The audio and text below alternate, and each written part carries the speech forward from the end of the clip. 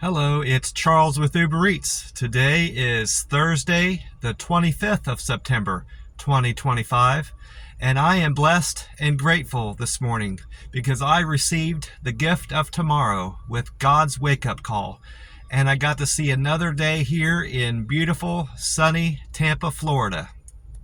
And you are hearing this and seeing this, so you're equally blessed as me because you received the gift of tomorrow with God's wake-up call today.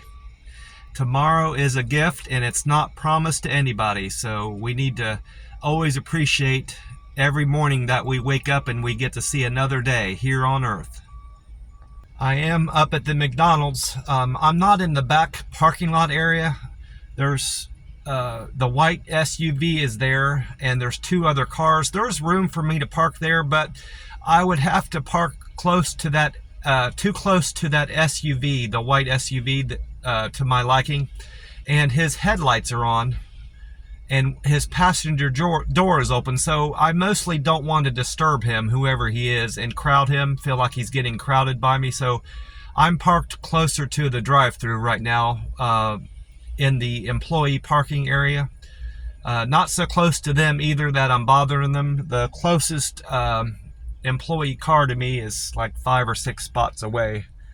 You see that, and you might be able to see the white SUV there in the background with his headlights on. Maybe not, it doesn't matter. I've been over at the Circle K next door already, and I got my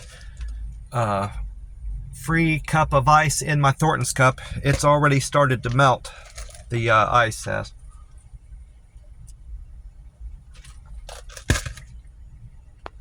And today I had all 3 cans to choose from. I bought 3 more cans of this this Monster Rehab, and this morning I decided to go with the wild berry flavor. I'm not sure what I'm going to do tomorrow, whether it's going to be the peach or the tea and lemonade. Probably tea and lemonade tomorrow morning, which is Friday, and then I'll do peach on Saturday, maybe. We'll see. I probably should have worked the green tea into my rotation this time around. I found out that I like the green tea almost as much as I do the other flavors. So next time I go, I'm out of drinks, which will be after Friday. Yeah, after Saturday, I'll be out of drinks. So Saturday evening or Sunday morning, I'm going to work the green tea back into my rotation. Maybe I'll do a green tea, a tea and lemonade, and a peach the next time I buy the cans. But anyway, I got I also filled up my large Circle K cup, Polar Pop cup, at the gas station by my camper. I went in there and I could tell which worker was there because his car was there. And he is not good about staying out in the regular part of the gas station whenever overnight. And just like typical him, he when I walked in, he was nowhere to be found. It beeps. The door beeps when a customer comes in, and he's always either in the bathroom or in the back cooler doing something. And generally, it's been my understanding and what I've seen from them, when you're working overnight, you can't leave the floor. You got to stay out on the sales floor so you're aware of who's coming in and out of the parking lot area, and you can be on better alert in case you're about to get robbed or something like that. You need to be more vigilant when you're working at these gas stations overnight, especially. Not so much during the day, but when you're working by yourself in a gas station at night, you have to be hyper vigilant and aware of what's going on in your surroundings. And he's not putting that into practice, as from what I've seen from him. I checked gas prices while I was over there on their big sign, and gas price has went up now at this Circle K that's by my McDonald's. Yesterday morning, which would have been Wednesday morning, the gas price was down to $2.92 for the 87 grade, and this morning it has went up 17 cents. So it's went up a good bit. Now it's at $3.09. That's a huge jump from one day to the next. And according to AAA website, the national average for gas this morning is at 3.16. So this Circle K by my McDonald's is still beating the national average of gas by 7 cents. So that's good. Can't be too upset about the price here at this Circle K, but according to Gas Buddy, the state of Florida's state average is down to $2.99 now. So the price at this Circle K is higher than the Florida state average, which is unusual. That's the first time that's happened since I've started checking on the gas prices. This Circle K is 10 cents higher than Florida's state average of gas, according to Gas Buddy, at least. I also checked with Google about the sunrise time and sunset time here in Tampa.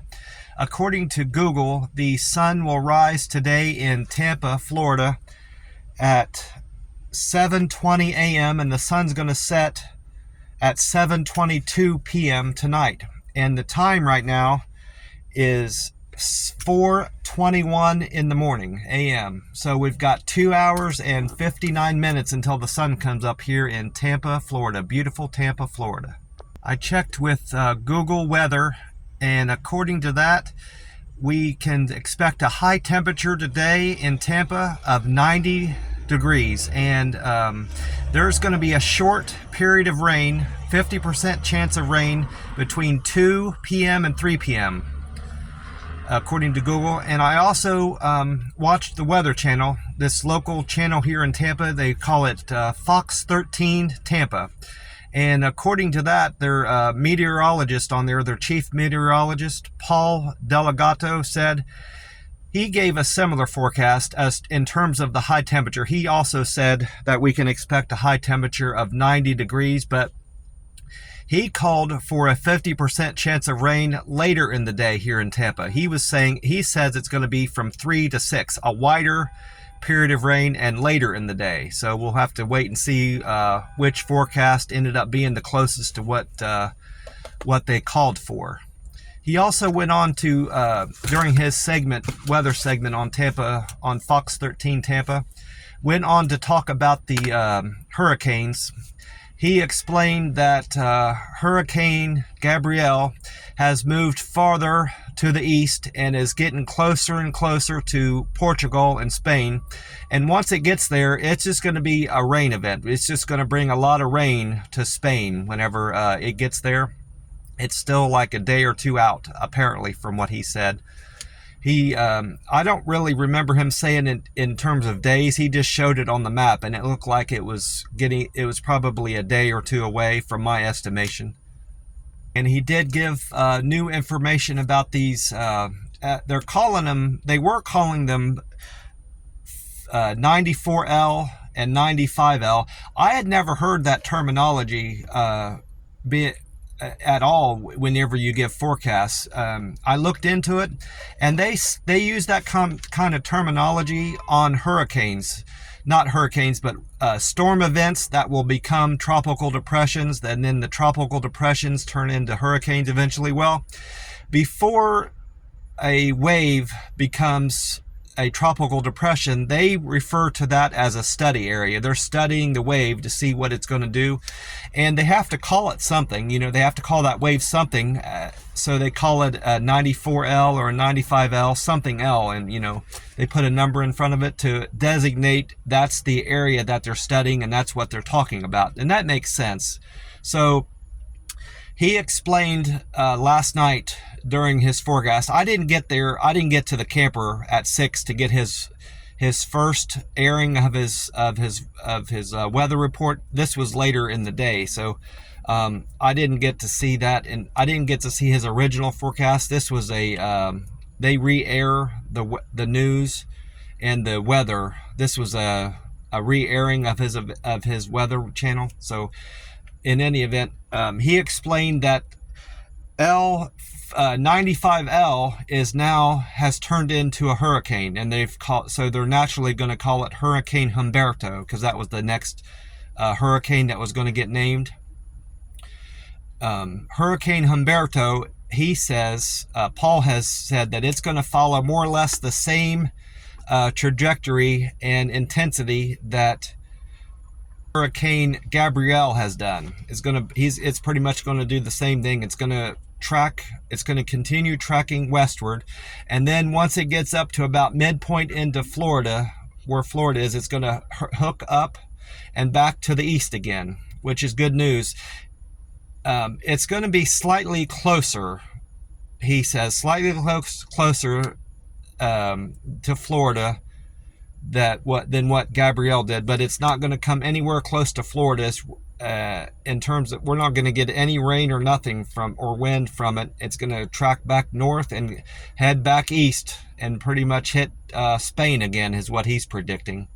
But the weather system 94L that they're calling it, it's not yet. It's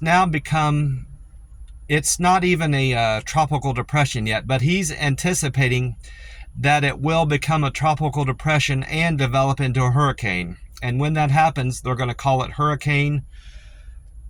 I had to stop and think what they were going to call it. It's going to be Hurricane Imelda when it develops into a hurricane. The next hurricane after Humberto will be Hurricane Imelda. And that one, he is predicting, will come much closer to Florida than both Hurricane Gabrielle and Hurricane Humberto will eventually track. So, but it won't make landfall to Florida. It's just going to come much closer than those two previous hurricanes did or will. And I knew, I understood from previous forecasts that I've heard from other meteorologists since I moved to Tampa, that the reason that these hurricanes that come in so far from the east and travel westward towards the United States and Florida, the reason why they tend to hook up when they get closer to Florida and then eventually go back to the east, the way they've explained that on their forecast is because there's a low pressure area there over Florida, and that's what causes that to happen. When there's not that low pressure area is when they end up hitting Florida or Georgia or the Carolinas. This guy last night that I hadn't seen before until last night, Paul, the chief meteorologist, Paul Delegato, explained it better, for me at least. He also mentioned the high pressure effect that hurricanes are affected by.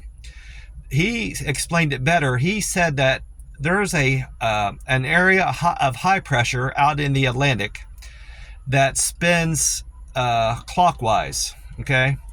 And then there's an area of low pressure that sits over Florida or just to the west of Florida. That low pressure area,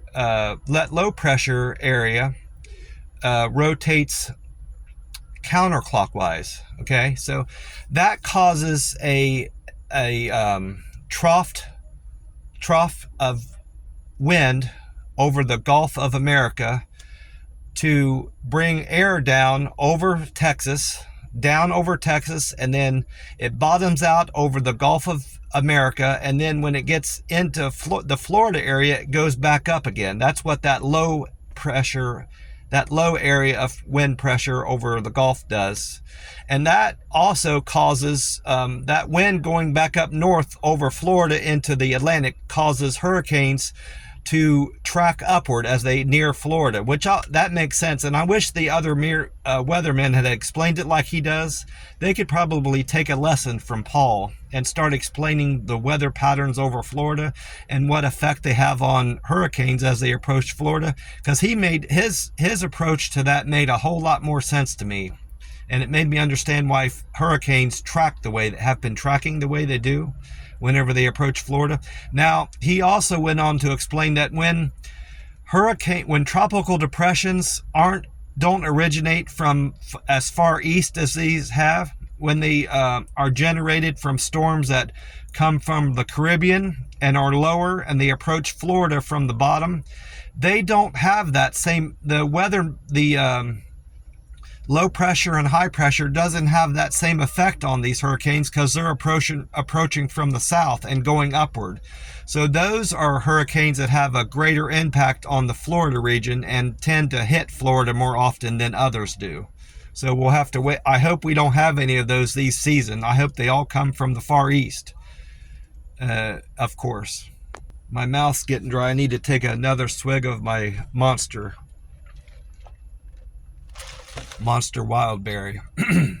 I had a really good day yesterday, partly because of what I did on the UberEats app. I had great earnings on the UberEats app, but what made my day extra special was a couple people I got to talk to. I say talk to, but mostly it was through text messages. I did a text exchange with an old workmate from Kroger that I used to work with up in Lewis Center. He's more than a workmate now. He's become a friend of mine. He moved from the Lewis Center, Ohio area and moved down to Texas. This was before I had even left Columbus. He's been in Houston, Texas area for a good 5 or 6 years, I'm estimating. But I got to text with him back and forth, and got some potentially good news from him for him and from him.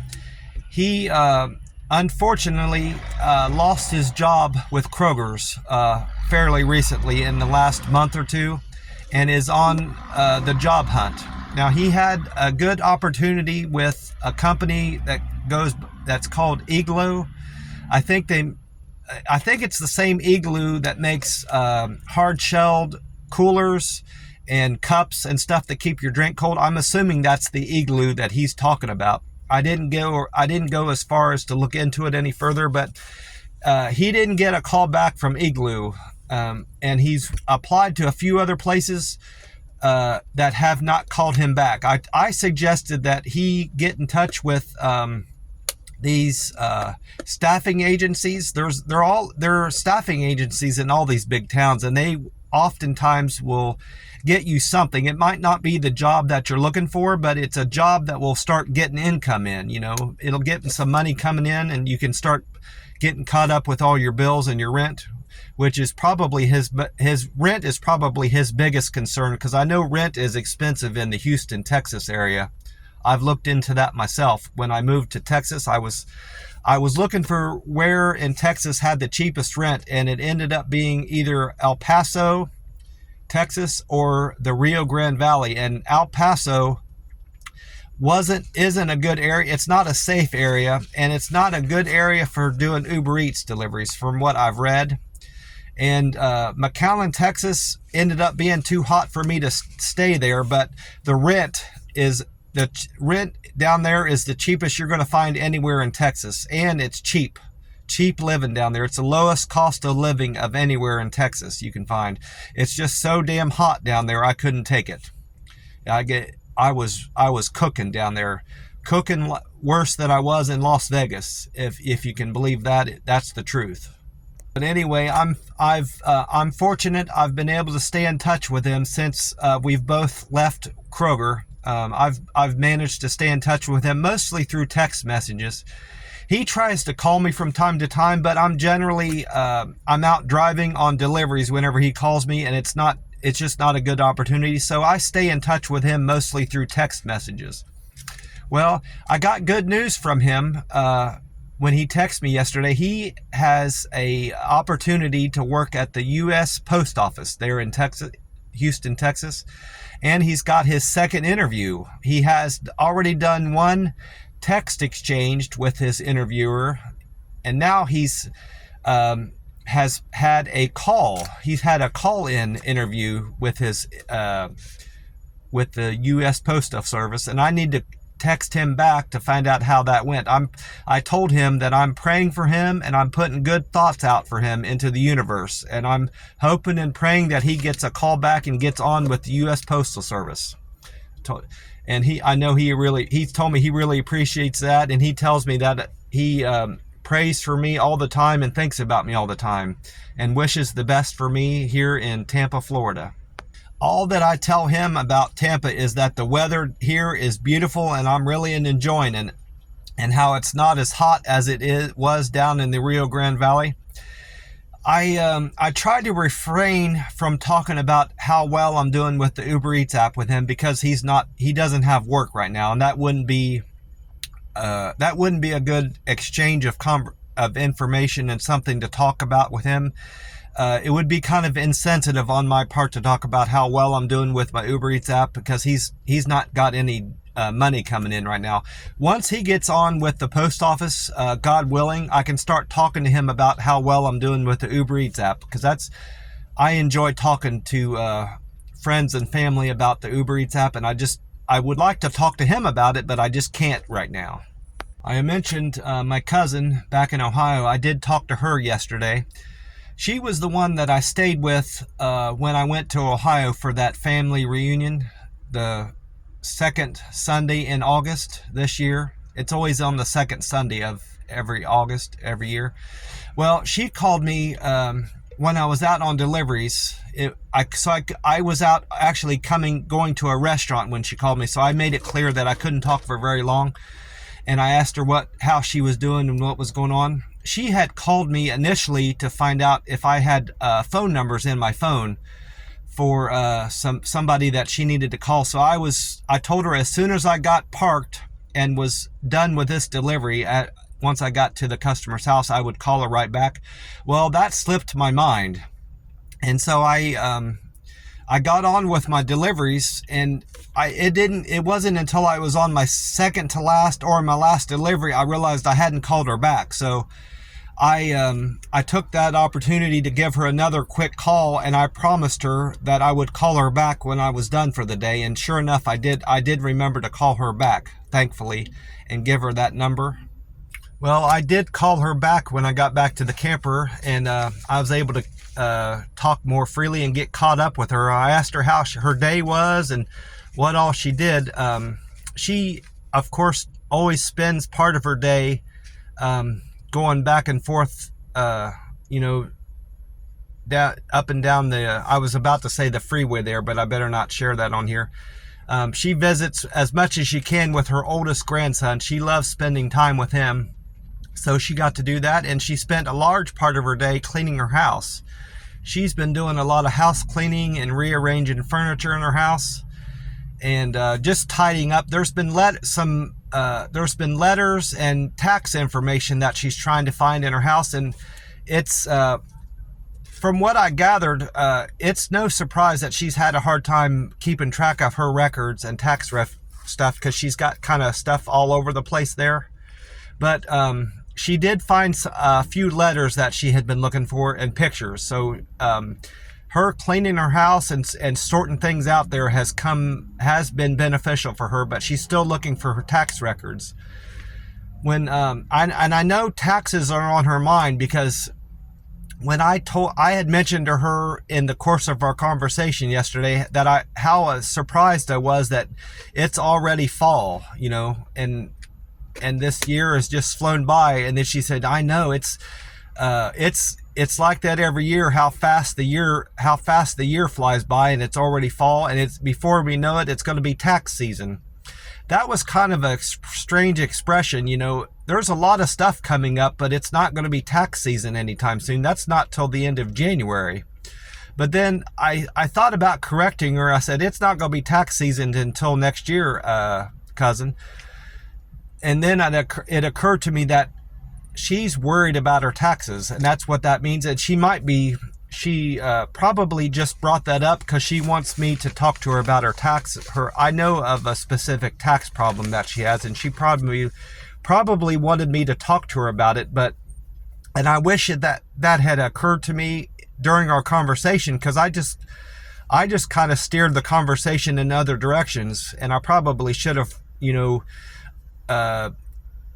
tried to get that conversation going with taxes and seeing what exactly was bothering her, so I can help her get it off her mind, or at least help her with her tax problem. But I didn't do that, and I kind of regret that. Next time I talk to her, I'll be more open to talking to her about her taxes, and maybe that'll help her, that conversation we have. After we had talked about her house and all the stuff that she's doing on the work on her house, moving the furniture around. Mostly the furniture she's moving around are in the bedrooms. She's rearranged the furniture in her room where she stays, and then the other room is kind of like a guest room. She's moved the furniture around in there to make it more suitable to her. now that she's got nobody staying there. I ended up sleeping on her couch. She tried to get me to stay in in that spare bedroom. I said, no, I'm happy staying out here. I'm used to sleeping on a cot, I told her. I said, so this couch is very comfortable. I assured her that I was sleeping very well out there in the main room.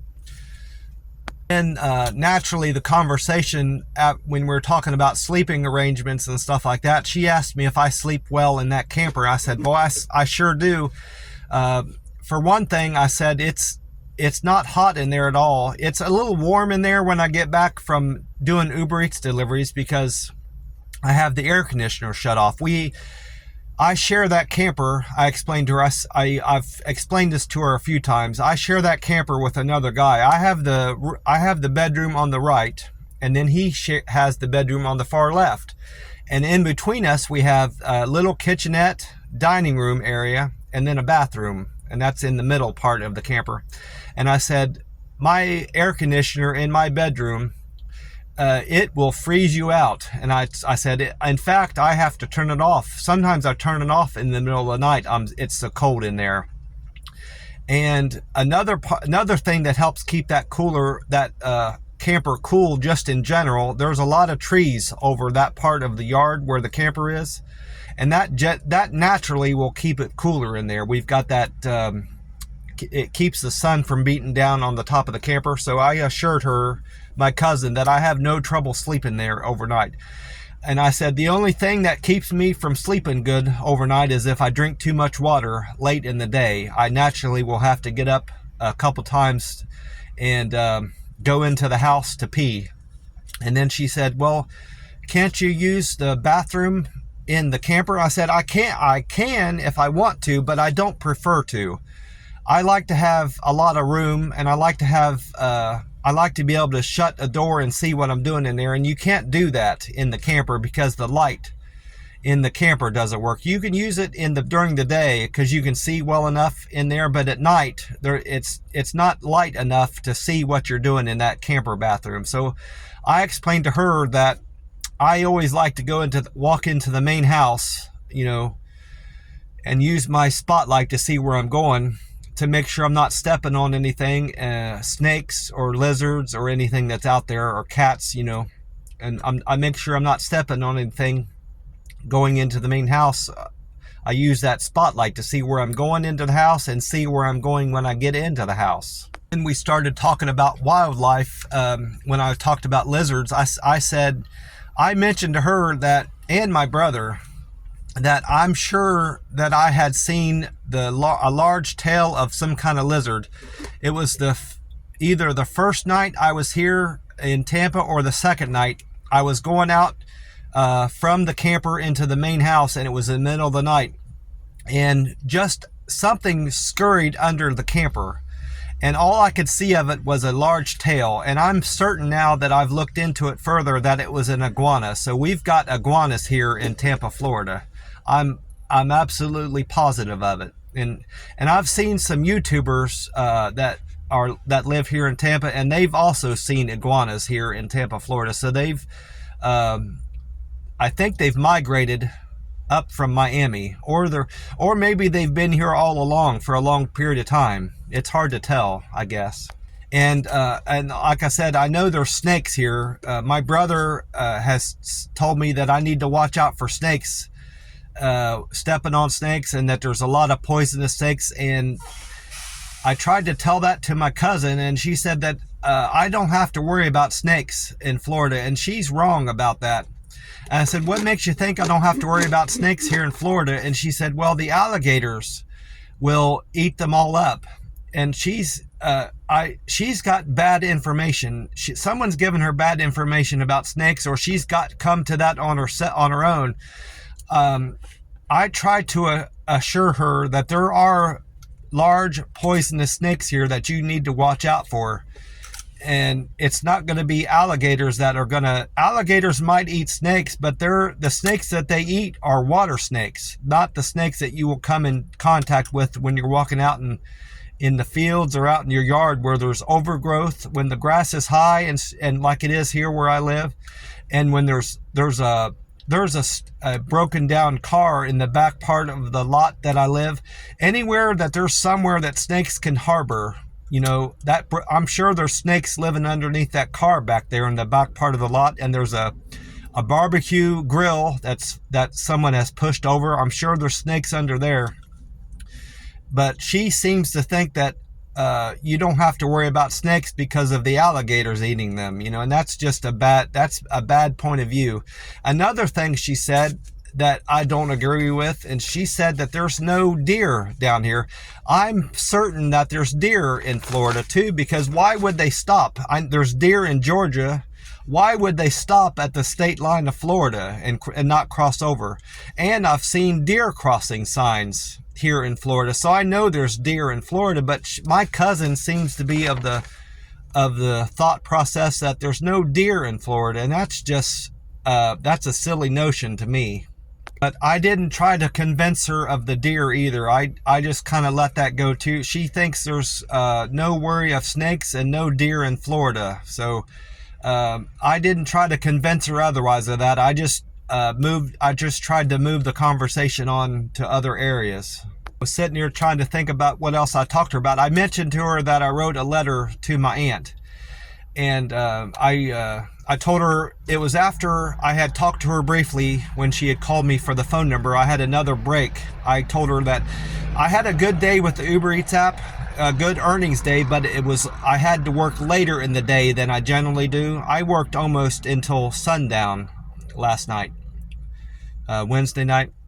And I told her I had enough time in between a couple of my deliveries to write my aunt a letter, and I got it mailed out. So, and my aunt should receive that letter. Well, I'm closer to Ohio now, so probably she'll get it Monday night. She'll get it Monday or Tuesday, I'm assuming. It would have been Wednesday or Thursday had I still been in the Rio Grande Valley of Texas. But I'm assuming mail will get to Ohio much sooner than it will. We'll have to wait and see, and I'll have a better idea of that once I've sent a few letters and cards back to my aunt in southern Ohio.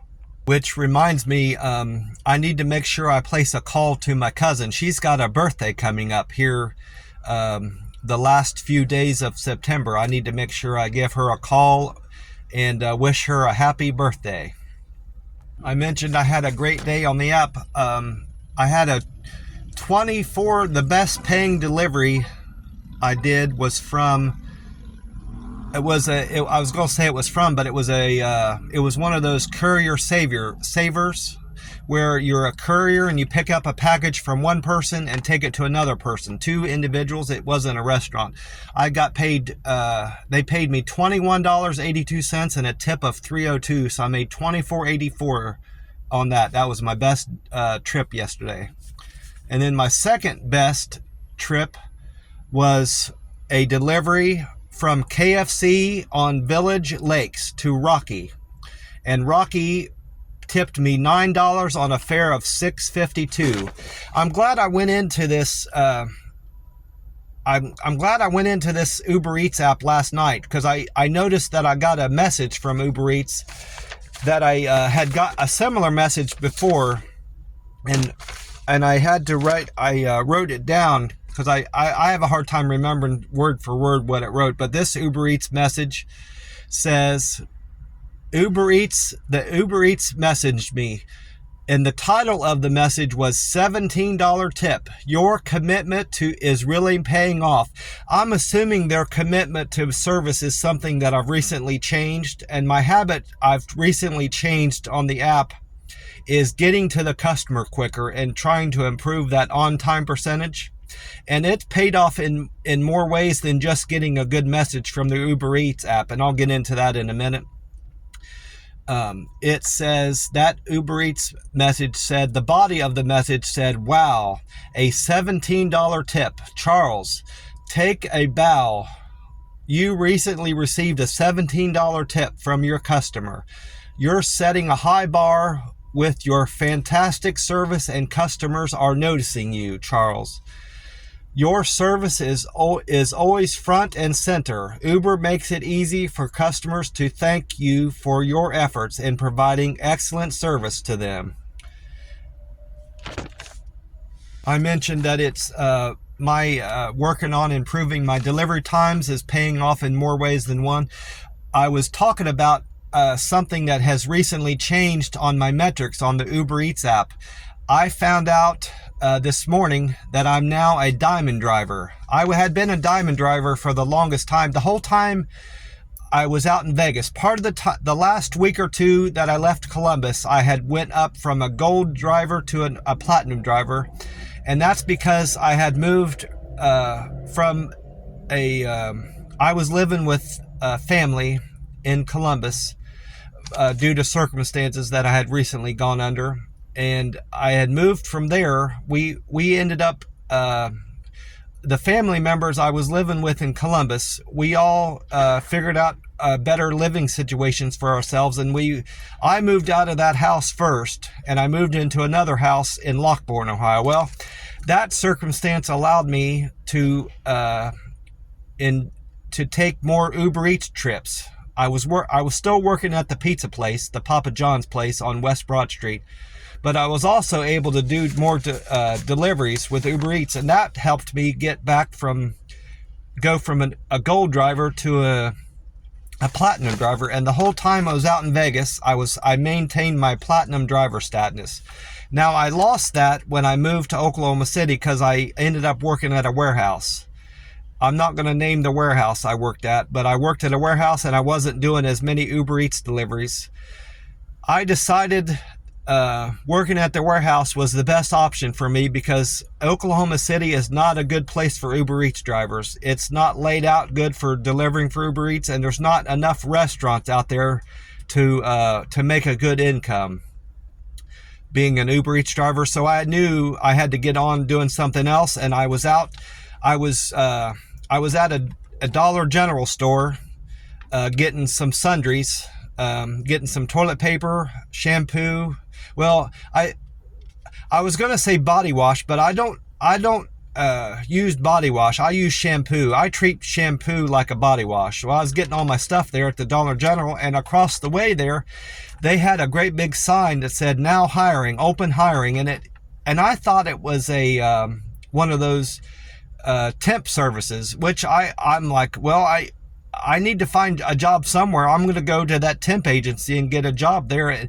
It wasn't a temp agency. It ended up being a warehouse, and I had a great experience there, and it paid good, and I was happy. I went across the way there and got a job there. But I say all that to say that's where I lost my platinum driver status. I had not delivered for Uber Eats for such a long time. It dropped me back down to gold, and I maintained that gold status the whole time I was Oklahoma City, and I got it back for a short period of time when I was in the Rio Grande Valley, McAllen, Texas, and I dropped back down for some reason.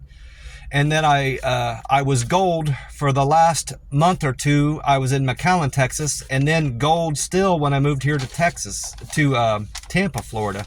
Well, I'm back to being a platinum driver again. It told me that last night. I thought that I got back my platinum status by improving my on-time score, but I was wrong about that. I clicked on my diamond driver shield, and it turns out it says that when I clicked on that, it said, "You're enjoying platinum driver status. You're now you're now prioritized for higher paying deliveries." I'll have to wait and see if that results in higher paying deliveries. I'm still going to have to be very discriminative as to what deliveries I take, but if it ends up sending me better trips, I'm all for that, and I'll try my best to keep my platinum driver status. But it turns out that it wasn't my on-time percentage getting better. It was the fact that I reduced my canceled percent. I was at 6%, but now I lowered that to 3%, and that's why I've achieved platinum level driver status, not because of my on-time getting better. I did check the rest of my metrics on the Uber Eats app, and not as many a lot of things have changed with those 5 metrics. My cancels are still at 4%. That tracks how many orders you are on and you end up canceling. I'm still at 4% there. My acceptance rate has gone down from 52% to 51%. My on-time score has gone up a good bit. I'm reaching my restaurants. I'm getting to the restaurant faster, and I'm getting to my customer even faster. It went from 81% yesterday morning to this morning I'm at 85%. So that's a big jump. If I can keep my on-time score at 80% or higher, I'll be happy. So as long as I keep doing what I'm doing, I should have no trouble doing that. My deliver with care improved. All those 5 metrics improved yesterday. My deliver with care went up from 326 to 328. My friendly score went up to from 281 to 283. It jumped up 2. My quick and efficient went up to 282 from 280. My perfect handoff went up from 263 to 265. That was a jump of 2. And my good communicator went up from 248 to 250. Now, I need to remind myself that there are some things with how I deliver on time to my customers that are out of my hands. Yesterday was a good example of that. I did a delivery to... it was that delivery I did. It was my 7th delivery to Bella Brava on Focus Loop. I had 2 problems with that delivery. When I left the previous customer that I delivered to, Shirley, when I left her neighborhood, I immediately, after I got done with her trip, I didn't have to wait long for another delivery to come through. When I left her neighborhood, I had to turn right out of there to go back left on the highway there, going back out on the highway, and that delayed me a significant amount of time because I had to drive such a far distance to find a way to take a U-turn back. And by just getting that done, I was already late getting to my destination at that restaurant, the Bella Brava. And then I encountered a second problem with that, getting to Bella Brava. I had to get up to, I went up to this roundabout, and I'm in another person is already waiting there to cross into the circle, the traffic circle roundabout. Well, that person was waiting for such a long time. I didn't know initially what she was waiting on because the traffic had broken. She could have turned right. And it turns out she was confused about how roundabouts work. She was trying to turn left into the roundabout, and you're not supposed to do that. You're supposed to travel in a counterclockwise fashion. Well, I went out and got around her to the right, and I tried to motion to her that you're supposed to go to the right. I was pointing this way, but she never looked in my direction. She was always looking to the left, trying to find a good time to turn out. And I'm like, you're not going to find a good time to turn out because you'll be going the wrong way. So I went on to the restaurant, and it turns out when I left the restaurant, she ended up getting herself in trouble. She had gotten pulled over by a sheriff down here, a Hillsborough County sheriff. And I'm sure it was as a result of her going the wrong way in that roundabout. I'm just thankful she didn't get in an accident and hurt somebody, because that would have been the worst. That would have been probably the worst circumstance that she could have found herself in. But luckily, all she is going to face is a traffic ticket. I say all that to say that's another reason things like that happen, and it's just out of your hands. And I was, of course, late getting to that restaurant, and that's what hurt part of my on time. I would have done a lot better had I reached that restaurant on time. I might have been 86 or 87% on time score for yesterday. I checked on my Google score yesterday. I didn't do any restaurant reviews or any reviews at all yesterday. I didn't have a good opportunity for that. And I didn't have a need to go into any gas stations to get my Monster drinks because I already had 3 cans. So that it just didn't make sense for me to do that. So a lot of those scores hadn't changed from the day before. See, I'm still at 7,117 points as a local guide 7. I still have 1,379 contributions as a local guide 7. I'm still at 207 views, and I still have 524 pictures uploaded on Google. The one thing that did change was my picture views. My picture views from yesterday went up 11,186 more people viewed my pictures on Google. That's a large jump from one day to the next. I'm now at 2,293,947 views on Google. That's a big jump. And then my karma didn't change on Reddit. It's still at 917 upvotes. But my comments did change. I now have 307 comments posted to Reddit, and my posts haven't changed. I never did any more posts on Reddit. I'm still at 51 posts on Reddit.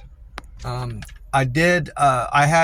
made up 15 boxes that I needed to complete to make sure I had enough earnings on the app, and I filled out all 15 boxes yesterday.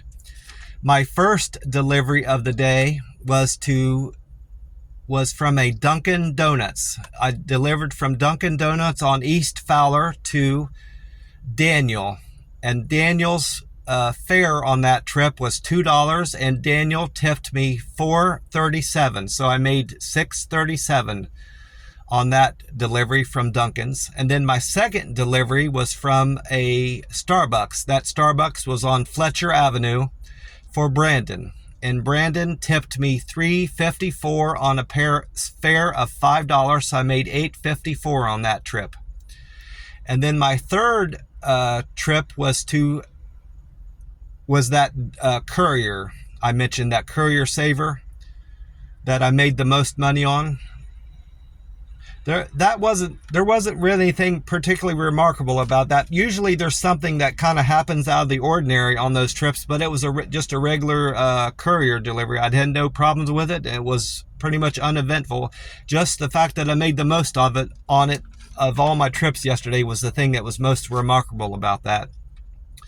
And then my fourth trip of the day was a delivery from El Jefe Cafe on Gun Highway for Steph. That was a fare of $3.90. Oh, there was something I needed to remark about the third trip, that courier saver. I got a bonus. He raised my tip on that.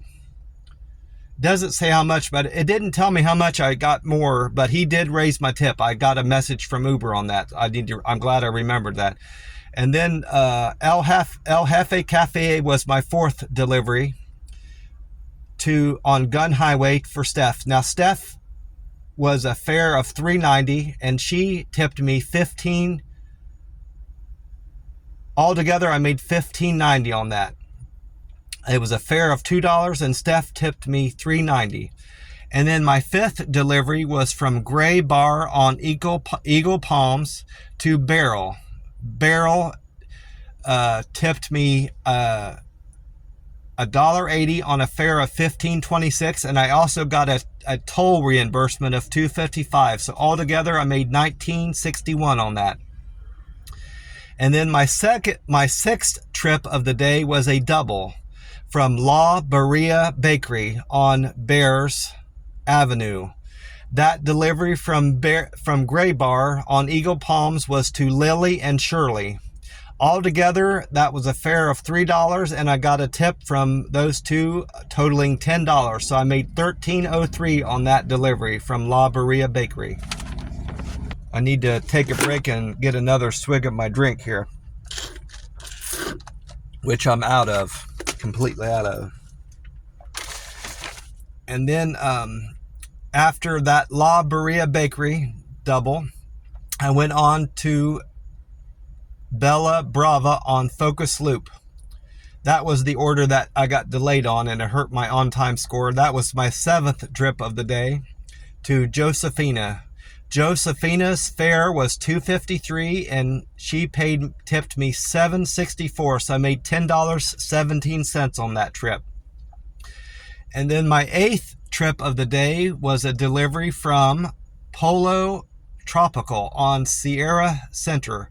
I haven't been to a Polo Tropical before. That was my first delivery ever delivered to that anywhere.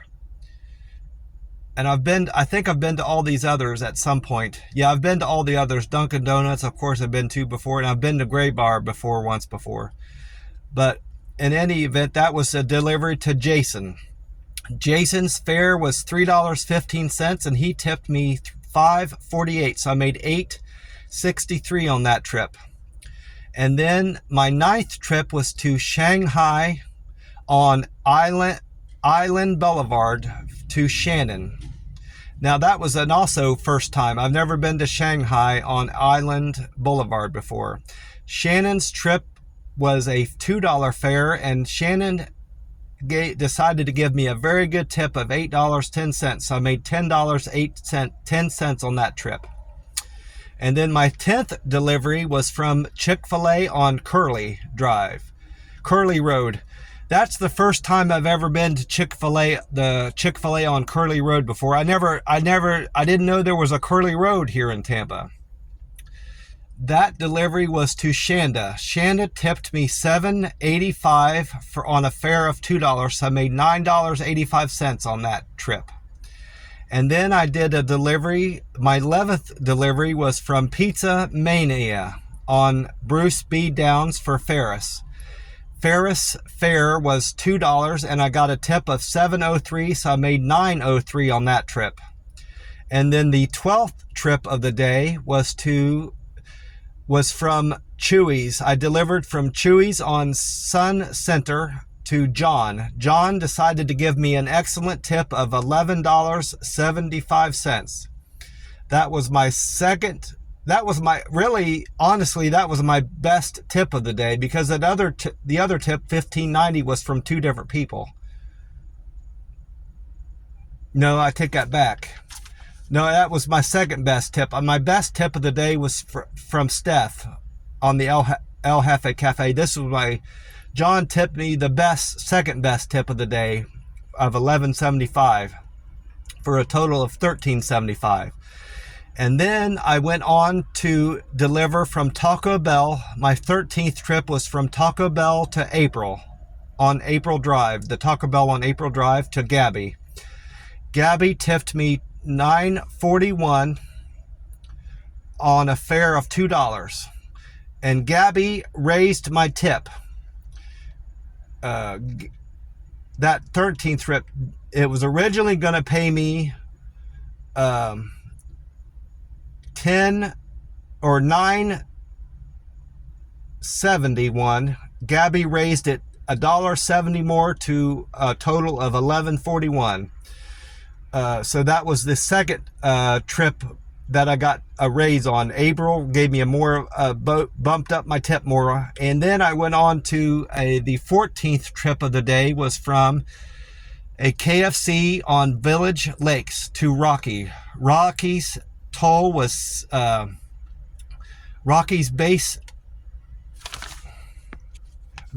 fare was $6.52, and Rocky tipped me $9, so I made $15.92 on that trip.